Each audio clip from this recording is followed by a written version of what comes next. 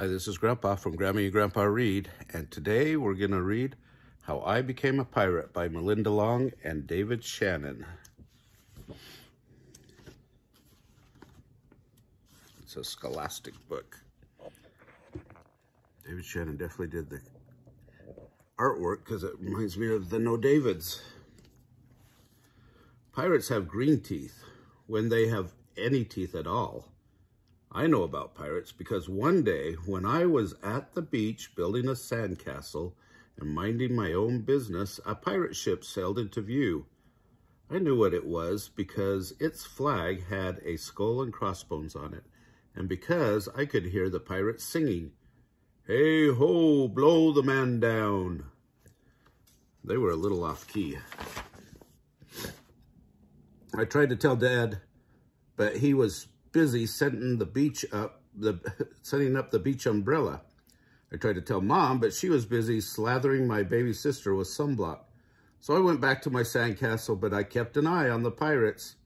By then, they were rowing to shore.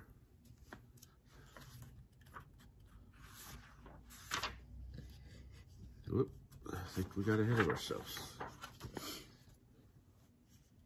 When they landed, the head pirate climbed out of the boat and yelled, "Ahoy, that matey! Ahoy thar, matey! Be this the Spanish Main?" "No," I said, "this is North Beach." "Shiver me timbers," the pirate said. "We must have taken a wrong turn at Bora Bora."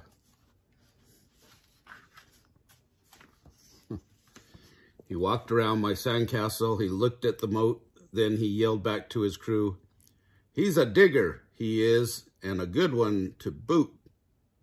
"A good one to boot," the others agreed. But what be your name, matey?" the head pirate asked.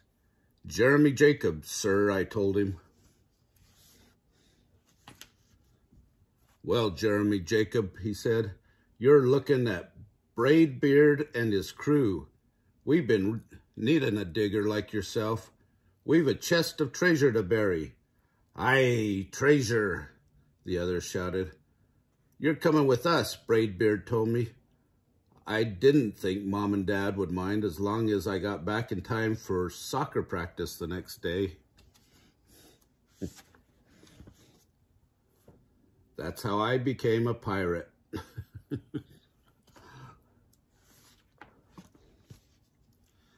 As soon as we were on board, Braidbeard showed me the chest of gold and jewels. "Got to find a safe place for this here treasure. It's time we were off," he announced. "We're off," we all shouted, and then we set sail. There was plenty to do on board. The pirates taught me to sing sea chanties, the louder, the better, and to say real pirate stuff like landlubber and scurvy dog.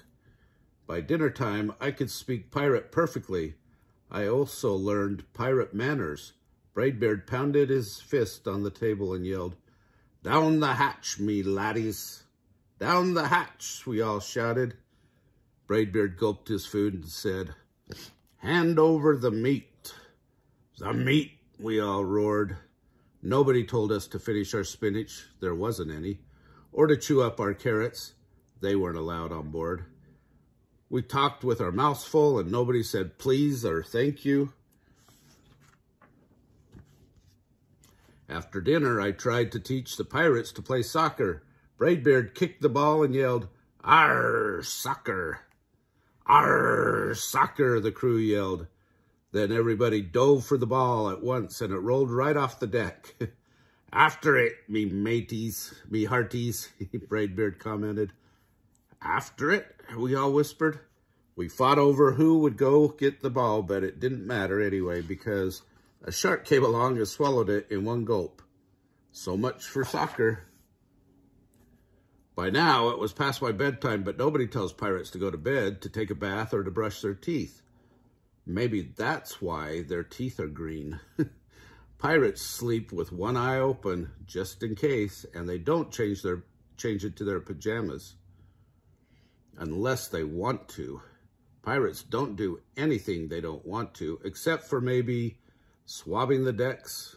I wanted to be a pirate forever.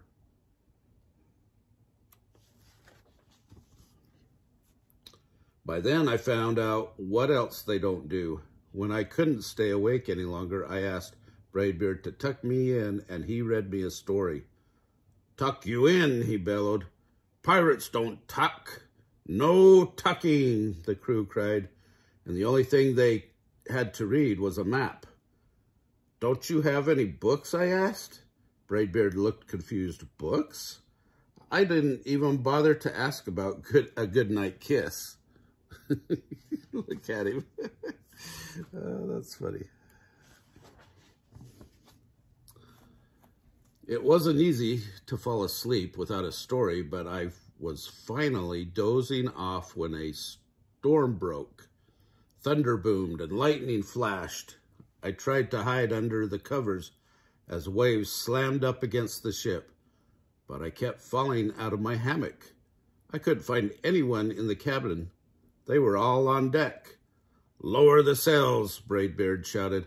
"Batten down the hatches." Everybody ran around yelling and lowering and battening. Nobody had time to sit close and tell me it would be over soon. Nobody even noticed me. I decided that I didn't want to be a pirate after all. He looks kind of scared. Just then, flash, crash, crack. Lightning hit the mast and split it right down the middle. "What do we do now?" yelled one of the pirates. "We'll have to turn back," cried another. "But the treasure," hollered Braidbeard. "Where will we bury the treasure?" And I stepped forward. "Maybe I can help," I shouted over the wind. "I think I know the perfect digging spot." When the storm was over, we rowed back to shore, buried the chest. We drew a map so we could find the treasure again, but I don't think I'll need it. It's a map of Jeremy Jacobs' backyard. After the pirates repaired the ship and got ready to set sail, before they left, Braidbeard handed me a flag and said, "You make a fine pirate, Jeremy Jacob. Guard that treasure well. We'll be back to get it soon enough." "Soon enough," the crew repeated. "And if you ever need us," Braidbeard added, "just run the Jolly Roger up yonder pole." "Up yonder pole," the others shouted, "and maybe I will, but not today.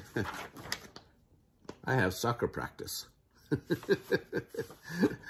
And his soccer team's the Pirates. That's funny. Anyway, I hope you like pirate stories. I always do. And remember to subscribe to our channel and to like our videos and tell all your friends. Thanks.